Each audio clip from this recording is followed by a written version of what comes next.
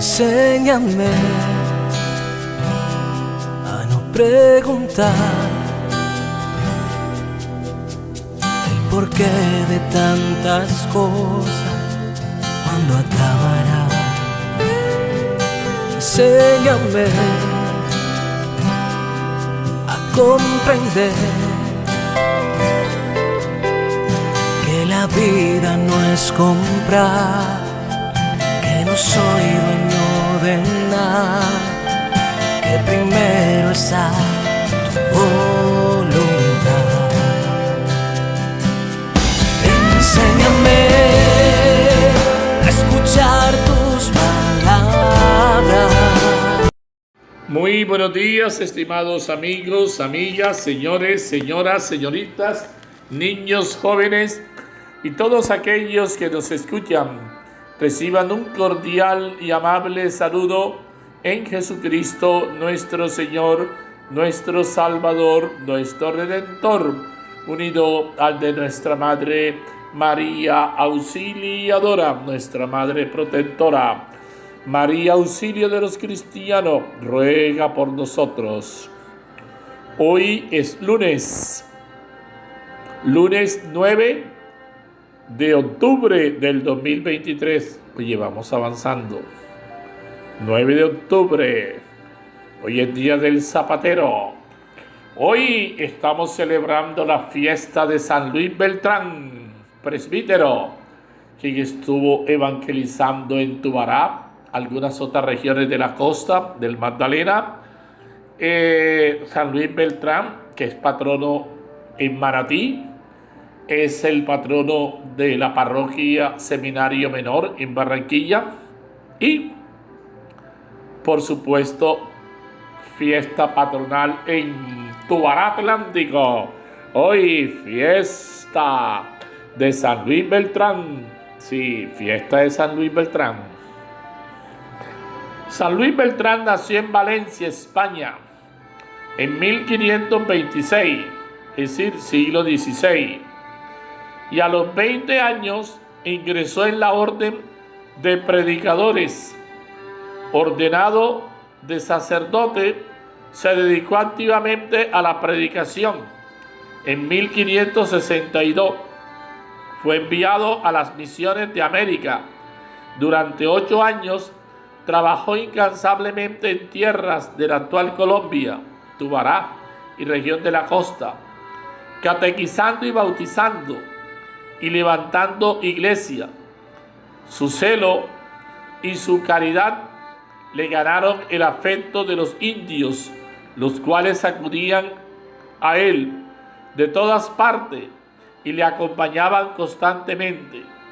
Regresó a España en 1570 y continuó su labor apostólica, al tiempo que desempeñaba diversos cargos en su orden. Murió en 1581 en el palacio del patriarca San Juan de Ribera, que era su amigo. Fue canonizado por Clemente X en 1671 y la Iglesia de Colombia lo ha venerado siempre como uno de sus principales abogados y patronos. San Luis Beltrán, bendito sea Señor. Gloria a ti, Señor Jesús. Bendito Señor. Octubre, mes de las misiones. No olvidemos, estamos en el mes de las misiones. Hay que colaborar con las misiones. Lo invito, porque la parroquia tiene que mandar la donación a la Curia Bogotá, Roma. San Luis Beltrán, presbítero.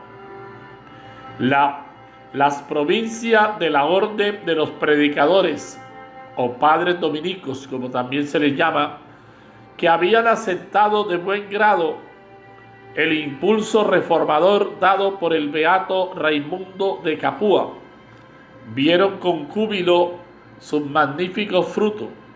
Uno de estos frutos fue San Luis Beltrán, quien nació en 1526, como les decía, en Valencia, España. Recuerden que Valencia es la arquidiócesis que le tocó pastorear a Santo Tomás de Villanueva. A los 19 años ingresó en la orden en su ciudad natal, es decir, Valencia. Como novicio, fue un espejo de penitencia y oración, incluso para los más experimentados. A los 25 años fue nombrado maestro de novicio, y a los que guió con admirable sabiduría. En este noviciado, la mayoría se preocupó en dejar la huella del esplendor de santidad, pero Luis ansiaba cruzar los mares como tantos de sus hermanos e ir a ese nuevo mundo, y ese nuevo mundo es América, que con tantas esperanzas se abría a la verdadera fe. Un día, con el permiso del general, partió a Colombia, donde su campo de trabajo se enfocó especialmente en la misión. Recorrió a pie las vastas regiones del Bajo Magdalena, donde convirtió a unos 150,000 indígenas. En 7 años, de vuelta a su tierra natal en 1569, y acechado por la enfermedad, en medio de tantos sufrimientos, no dejaba de repetir aquellas palabras que le eran tan familiares: Señor, quema aquí, corta aquí, no perdones aquí, con tal de que me perdones para siempre. A pesar del fuego que lo devoraba, quiso morir vestido con el santo vestido de lana de la orden. Era el 9 de octubre de 1581. Fue canonizado por el Papa Clemente X en el año 1671, es decir, siglo XVII. Bien, bendito, alabado seas por siempre, Señor. El honor y la gloria son siempre para ti. Gracias, Señor, porque eres ese Dios que nos ama, ese Dios que está siempre con nosotros. Bendito, alabado seas, Señor. San Luis Beltrán, como estamos comentando, nació en Valencia, ya eso sabemos. Sabemos que Valencia, una ciudad importante de España, es la que le toca pastorear a Santo Tomás de Villanueva. Entre otras cosas, Santo Tomás de Villanueva fue quien ordenó sacerdote a San Luis Beltrán. El 1 de enero de 1526, día que nació, el hombre era de familia rica, muy virtuosa. Su padre, Juan Luis, después de haber quedado viudo, quiso hacerse monje del monasterio de Portacelli, que queda cerca de Valencia. Pero cuando ya iba llegando al monasterio, se le aparecieron San Vicente Ferrer y San Bruno. San Vicente Ferrer es el patrono de Candelaria Atlántico, quienes le dijeron que la voluntad de Dios no lo quería en el convento, sino en el mundo. Obedeció, regresó y al poco tiempo se casó con la virtuosa Juana Ángela Aishar, hija de Juan Aishar, rico mercader. Luis fue el primogénito de esta pareja y fue bautizado en la parroquia San Esteban, en la misma pila bautismal en donde 2 siglos antes había sido bautizado San Vicente Ferrer. Desde muy niño dio claras muestras de su afición a la oración y a la penitencia. Se cuenta que a los 7 años de edad pasaba largas horas en oración durante la noche y luego se acostaba en el suelo, y para no ser descubierto desarreglaba la cama. Lector asiduo de las vidas de los santos, se entusiasmó tanto con el ejemplo de San Alejo y San Roque, quienes por amor a Dios dejaron casa, parientes, para peregrinar mendigando su sustento. Luis resolvió seguir su ejemplo. Sacó dinero prestado preparó algo de ropa y alimento. Buscó un compañero que compartiera su camino y su vida.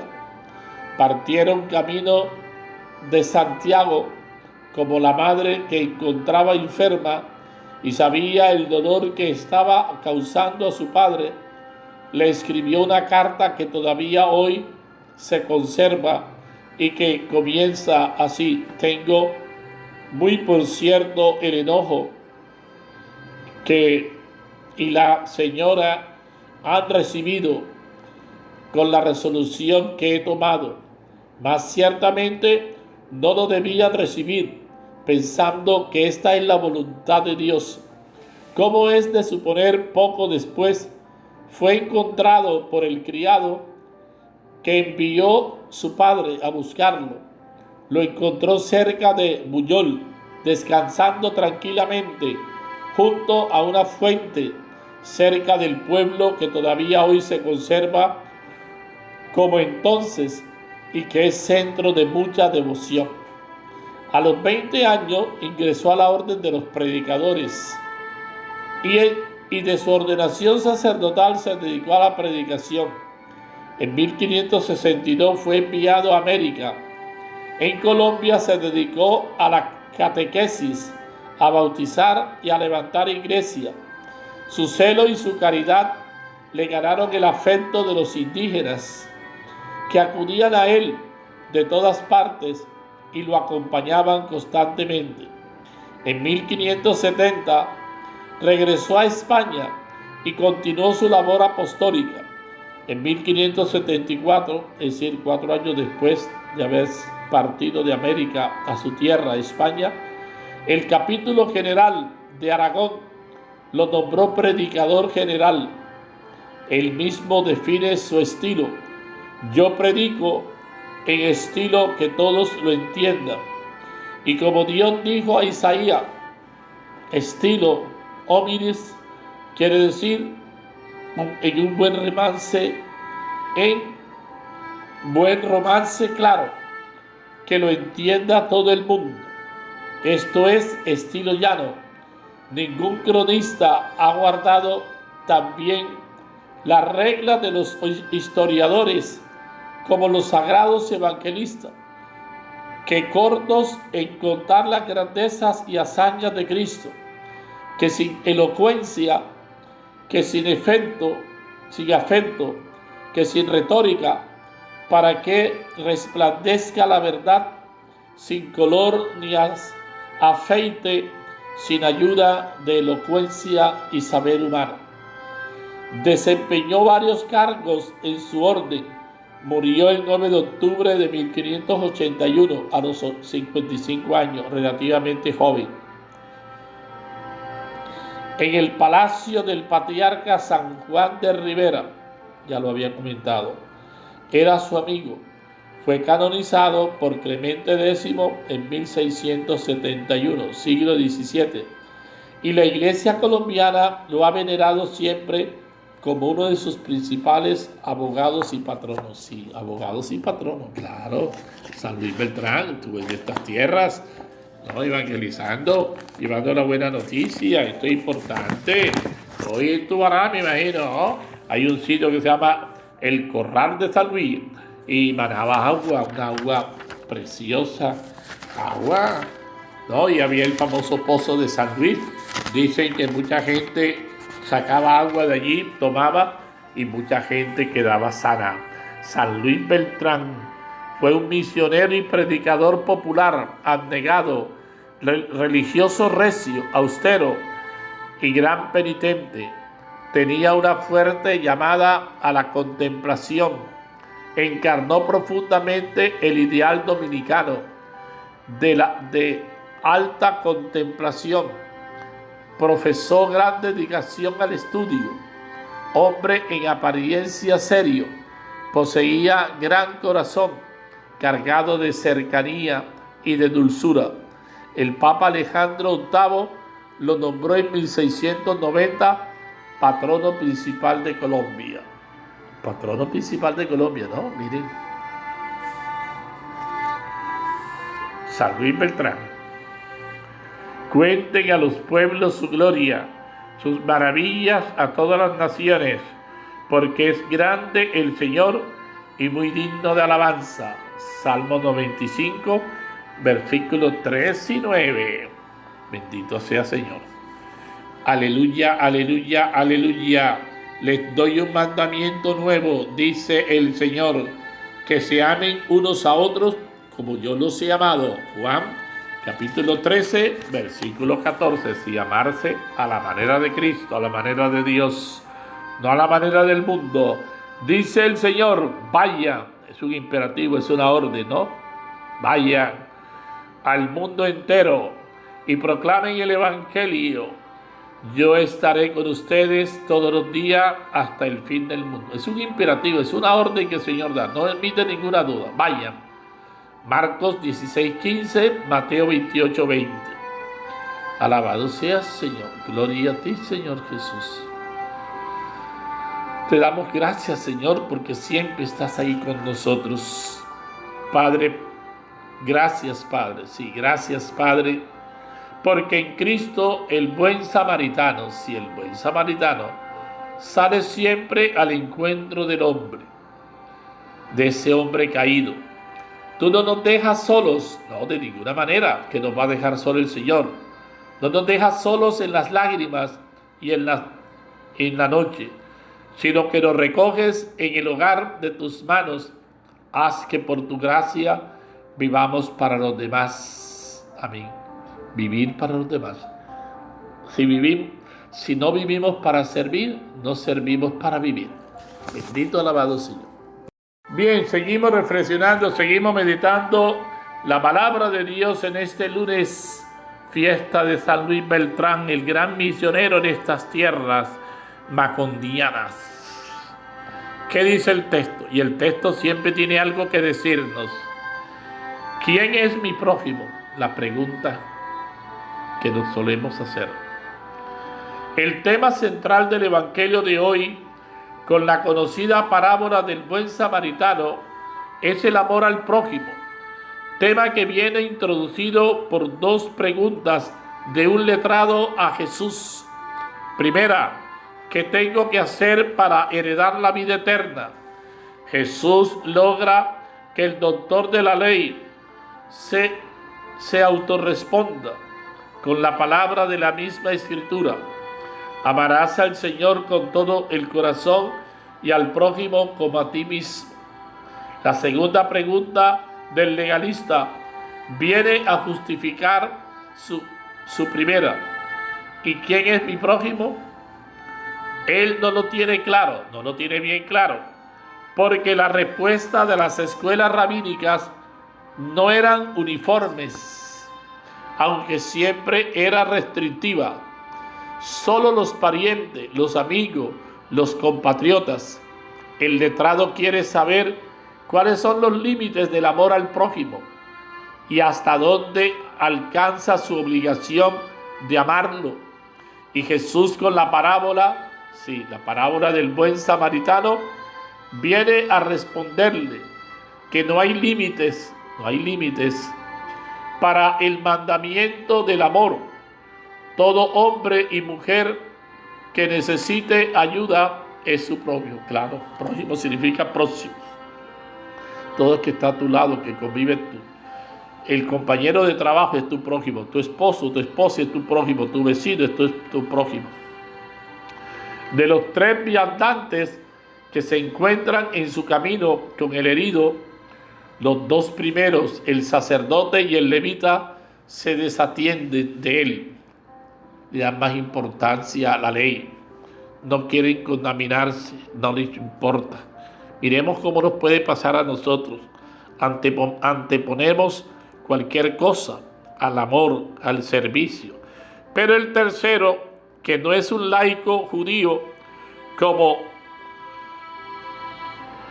pediría la lógica si Jesús pretendiera una conclusión anticlerical, eran además enemigos. Un samaritano, es decir, un discriminado religiosamente hablando, es el único que atiende al desventurado, demostrando un amor espontáneo y desinteresado, tierno y servicial, personal y eficaz. Al concluir la parábola, Jesús devuelve la pregunta a su interlocutor: ¿cuál de estos tres te parece que se portó como prójimo del que cayó en manos de los bandidos? El letrado contestó: el que practicó la misericordia con él. Y concluye Jesús: anda y haz tú lo mismo. Y eso es lo que el Señor quiere, que no nos quedemos simplemente con saber, conocer, que llevemos a la práctica esa palabra, que era el mensaje de ayer domingo. Era el mensaje, es llevar a la práctica, es hacer vida ese mensaje, no simplemente quedarnos en unos simples académicos, simplemente en una fe racionalista. Para meditar, ¿qué me dice el texto? ¿Cuántas ocasiones tenemos de atender o no a los que encontramos en el camino? Familiares, enfermos, ancianos, que se sienten solos, pobres, jóvenes sin empleo o drogadictos que buscan redención. Muchos no necesitan ayuda económica, sino nuestro tiempo, sí, tiempo, una mano tendida, una palabra amiga, un mensaje, una motivación, una animación. Al que encontramos en nuestro camino es, por ejemplo, un hijo en edad difícil, un amigo con problemas, un familiar menos afortunado, un enfermo a quien nadie visita, ahí está un anciano solo, abandonado, un niño de la calle. Claro que resulta más cómodo seguir nuestro camino, claro que sí, y hacer como que no hemos visto, o sea, hacernos los ciegos, porque seguro que tenemos cosas muy importantes que hacer. Eso les pasaba al sacerdote y al levita, claro, anteponen todo, es decir, para ellos no le importa a ese hermano caído, eso les pasaba a ellos, pero también al samaritano, y este se paró, se detuvo, y este es el detalle, se detuvo, ¿no? Los primeros no, es decir, sacerdote y levita. Los primeros sabían muchas cosas, pero no había amor en su corazón. Sabían mucho. No se trata que tú sepas mucho catecismo, mucha Biblia.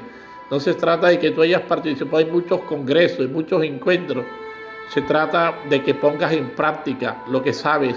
De nada te sirve saber mucho y no llevas a la práctica, no haces lo que tienes que hacer. ¿Qué es lo que vivimos en Colombia? Muchos solamente hablan, pero ¿dónde está el servicio? Se sirven a sí mismos, buscan su beneficio personal. Para reflexionar, ¿es el encuentro personal con Cristo lo que motiva a los creyentes a actuar amando al prójimo? Mira, piensa, reflexiona. Seguimos discutiendo conceptos sin poner manos a la obra en el servicio del otro, y ahí para reflexionar. Señor Dios, queremos amarte con todo el corazón, sí, entregando nuestra vida al servicio del prójimo. No permitas que nos alejemos de ti por ir tras las falsas doctrinas, sí, por ir tras las falsas doctrinas que no ofrecen salvación. Amén. Bendito seas, Señor. Alabado seas por siempre. Dios obra por misericordia. Hoy el Evangelio nos da una lección de teoría y de práctica. La teoría es superada brillantemente por el doctor de la ley, como no podía haber sido diferente, puesto que el estudio de las Sagradas Escrituras es su pan cotidiano. Ahora bien, puede que haya salido bien en la teoría, pero en la práctica no tanto, al punto que tuvo que excusarse. Hoy tenemos grandísimos doctores en teología, biblistas, moralistas, liturgistas, pastoralistas, en fin. que ocupan grandes cargos en la jerarquía de la iglesia. También hay muchos laicos preparados, expertos en estas mismas materias, que ofrecen servicio en sus parroquias o diócesis, incluso en el Vaticano.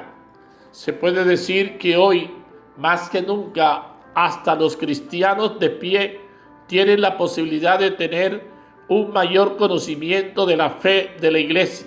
Sin embargo, se pueden leer numerosos libros, ocupar grandes cargos, tener los más grandes conocimientos, pero si no hay amor por Dios y por el prójimo, en la práctica de nada vale. Claro, eso de nada sirve. Jesús es muy claro: se debe amar a todos. El prójimo es todo aquel que tenemos cerca y está en este mundo, está a nuestro alrededor.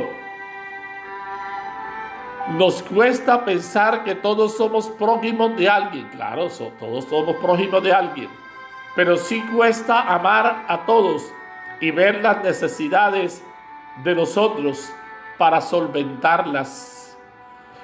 Con nuestro amor, San Luis Beltrán decía: las buenas palabras del que enseña religión deben ir siempre acompañadas de buenas obras. Porque si con el mal ejemplo destruimos lo bueno que sembramos, con la predicación eso es fatal. Sí, Señor. Bendito Señor. Ven, Espíritu Santo, y concédenos la sabiduría necesaria para comprender el mensaje de la salvación. Si es la voluntad de nuestro Padre, que crezcamos en la sabiduría de este mundo, pero aún más en la sabiduría divina. Que este conocimiento no haga de nosotros personas insensibles, no, de ninguna manera, a las necesidades de los hombres. Que sepamos conjugar el verbo amar como es debido, amar a Dios y desde Él amar a los demás y a nosotros mismos. Madre de la sabiduría, préstanos tus pensamientos e ilumínanos con la luz de la sabiduría infinita, con la que Dios adornó tu hermosa vida, para que le respondamos fielmente a la gracia que hoy le hemos pedido. Bendito Señor. San Luis Beltrán, este gran misionero, este hombre de Dios. Hoy comenzamos la profecía de Jonás. Jonás se puso en marcha para huir lejos del Señor. Es decir, Jonás quería vivir su vida, desobedecer a Dios. Y hasta qué punto nosotros también nos puede pasar lo mismo. El Señor dirigió su palabra a Jonás, hijo de Amitai, en estos términos: ponte en marcha, ve a Nínive, la gran ciudad, llévale este mensaje contra ella, pues me he enterado de sus crímenes. Jonás se puso en marcha para huir a Tarsis, lejos del Señor. Bajó a Jaffa y encontró un barco que iba a Tarsis. Pagó el pasaje y embarcó para ir con ellos a Tarsis, lejos del Señor. Pero el Señor envió un viento recio y una fuerte tormenta en el mar, y el barco amenazaba con romperse. Los marineros se atemorizaron y se pusieron a rezar, cada uno a su Dios. Después echaron al mar los objetos que había en el barco para aliviar la carga. Jonás bajó al fondo de la nave y se quedó allí dormido. El capitán se le acercó y le dijo: ¿qué haces durmiendo? Levántate y reza a tu Dios. Quizás se ocupe ese Dios de nosotros y no muramos. Se dijeron unos a otros: echemos suerte para saber quién es el culpable de que nos haya caído esta desgracia. Echaron suerte y le tocó a Jonás. Entonces le dijeron: dinos quién tiene la culpa de esa desgracia que nos ha sobrevenido. ¿De qué se trata? ¿De dónde vienes? ¿Cuál es tu país? ¿Y de qué pueblo eres? Jonás le respondió: soy hebreo y adoro al Señor Dios del cielo, que hizo el mar, la tierra firme. Muchos de aquellos hombres se asustaron y le preguntaron: ¿por qué has hecho eso? Pues se enteraron por el propio Jonás de que iba huyendo del Señor.